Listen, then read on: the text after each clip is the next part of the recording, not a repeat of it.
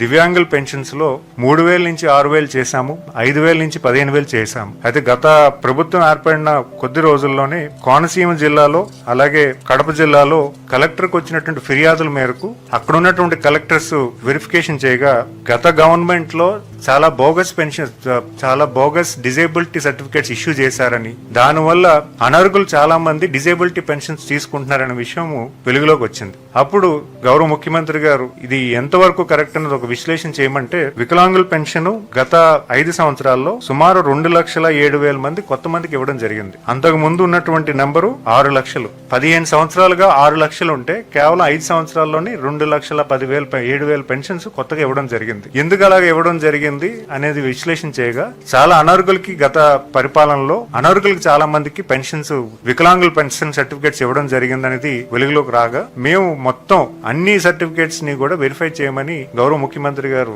ఆదేశాలు ఇవ్వడం జరిగింది. చాలా పారదర్శకంగా, అంటే ఎవరైతే హెల్త్ పెన్షన్స్ ఉన్నాయో వాళ్ళ ఇంటికి డాక్టర్ వెళ్లి వెరిఫికేషన్ చేయడం జరిగింది. ఎందుకంటే 9 months ప్రాసెస్ ఇది, ఈ రోజు చేసింది కాదు.